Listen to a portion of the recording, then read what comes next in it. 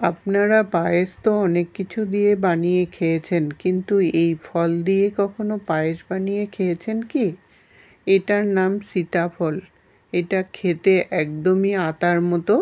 আর আতা যেমন ভিতরে প্লেন থাকে, এটা একটু কোষ কোষ থাকে। খেতে খুবই মিষ্টি হয়, যার জন্য মিষ্টি খুবই কম লাগে। নমস্কার বন্ধুরা, কুক ফুড প্যাশনে আপনাদের সবাইকে স্বাগত জানাচ্ছি। আজ আমি এই সীতাফল দিয়ে পায়েস বানিয়ে দেখাবো। রেসিপিটা যদি আপনাদের কাছে ভালো লাগে, সবার কাছে একটু শেয়ার করে দিবেন, যাতে সবাই এইভাবে করে পায়েস বানিয়ে খেতে পারে। আসুন তাহলে দেখে নিই আমি সীতাফল দিয়ে কিভাবে পায়েস বানিয়েছি। আমি এখানে 4টা সীতাফল নিয়েছি, আর সীতাফলগুলো কিন্তু একদমই পাকা, নরম তুলতুলে হয়ে গেছে। এরকম পাকা হলে রেসিপিটা খেতে কিন্তু খুবই ভালো লাগবে। আর এরকম নরম হলে রেসিপিটা বানাতেও সুবিধা হবে আর খুব মিষ্টি হবে। সীতাফলগুলো এখন ভেঙে নিলাম। এখন চামচ দিয়ে সীতাফলের কোষগুলোকে বার করব। প্রথমে চামচ দিয়ে কোষগুলোকে বার করে নিলাম। তারপর নিচে যে অংশটার মধ্যে একটা জুস থাকে, ওই জুসগুলোকেও কিন্তু একটু কাচিয়ে বার করতে হবে। নিচে কিন্তু অনেকটাই জুস থাকে। খোসার ভিতরের অংশে অনেক লেগে থাকে জুসগুলো, তার জন্য চামচ দিয়ে একটু খুলে খুলে নিতে হবে। এই কাজটা কিন্তু একটু সাবধানে করতে হবে, কারণ খুবই পাকা থাকে এই ফলগুলো। এই পাকার জন্য অনেক সময় খোসাও খুলে চলে আসে। এখন কোষগুলোকে একটা একটা করে আলাদা করে নেব। আর ভিতরে একটা কালো রঙের গুটি থাকে, গুটিটাকে বার করে নেব।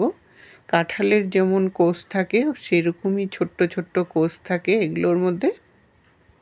খুবই মজা লাগে দেখতে, আর গন্ধটাও কিন্তু খুব সুন্দর। একটু ধৈর্য ধরে যদি এই কোষগুলো খুলে গুটিগুলো বার করে নিয়ে রেসিপিটা বানান না, খেতে কিন্তু অসাধারণ লাগে। আপনারা একবার হলেও যদি ফলটা পান, একটু বানিয়ে খেয়ে দেখবেন, খুবই ভালো লাগে এই পায়েসটা। গোবিন্দভোগ চাল দিয়ে পায়েস করলে যেমন সুন্দর একটা গন্ধ বেরোয়, এই সীতাফল দিয়ে পায়েস করলেও কিন্তু খুব সুন্দর একটা গন্ধ বেরোয়। একদম দূর থেকে গন্ধটা বেরোতে থাকে। সবগুলো কোষ খুলে এইভাবে গুটিগুলোকে বার করে নিতে হবে। কোষগুলো খোলার পর নিচে যে মাংসগুলো থাকে, মাংসগুলোকে একটু চামচ দিয়ে এইভাবে বার করে নিতে লাগবে, তাহলে সব জুসটা ভালো করে বেরিয়ে আসবে। সবগুলো সীতাফলের কোষগুলো বার করে, গুটিগুলো বার করে নিয়েছি। দেখুন একটা একটা করে কোষ কি সুন্দর লাগছে দেখতে।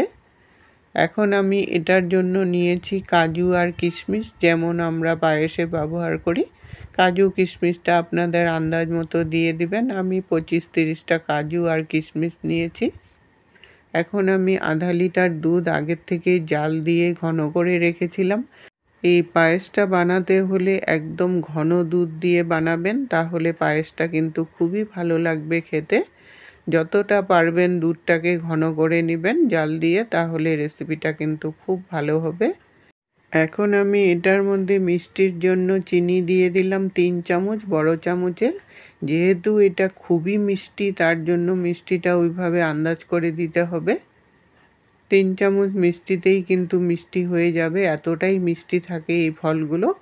মিষ্টিটাকে দিয়ে আরও 5 মিনিটের মতো দুধটাকে জাল দিয়ে নিতে হবে, কারণ মিষ্টি দেওয়ার পর দুধটা একটু পাতলা হয়ে যায়। আর 1 প্যাকেট গুঁড়ো দুধ নিয়েছি, গুঁড়ো দুধটা অল্প অল্প করে দেব আর দুধটাকে নাড়তে থাকবো।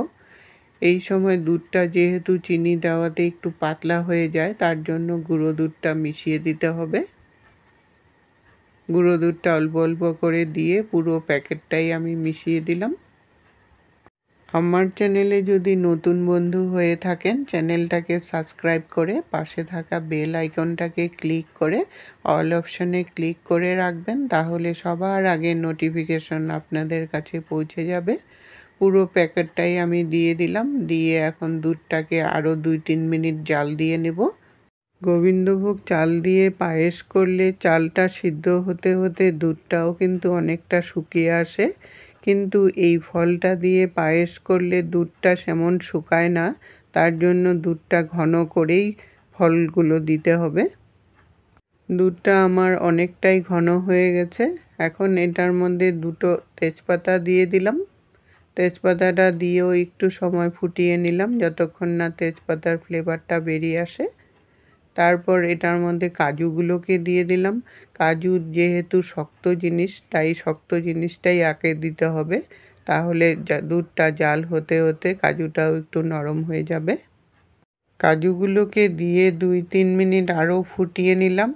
ফুটিয়ে নিলে কাজুগুলো একটু নরম হয়ে গেলে তারপর বাকি জিনিস দিবেন, তাহলে রেসিপিটা কিন্তু খুব ভালো হবে।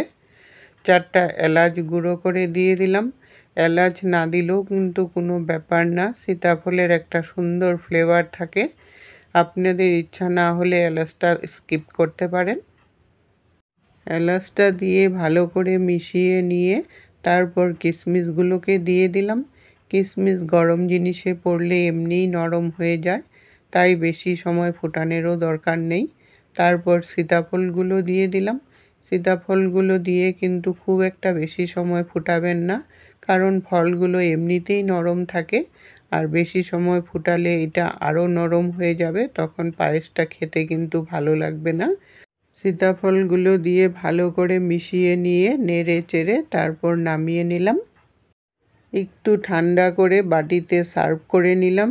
রেসিপিটা কেমন লাগলো বন্ধুরা কমেন্ট করে জানাবেন। যদি ভালো লাগে লাইক দিয়ে সবার সাথে শেয়ার করে দিবেন। উপর থেকে একটু আমন্ডস আর কাজু কুচি দিয়ে দিলাম, তাহলে খেতে খুব ভালো লাগবে। এতক্ষণ সঙ্গে থেকে বহুমূল্য সময় দিয়ে আমার ভিডিওটা দেখার জন্য আপনাদেরকে অসংখ্য ধন্যবাদ বন্ধুরা। আবার দেখা হবে নতুন রেসিপির সাথে। সুস্থ থাকুন, ভালো থাকুন।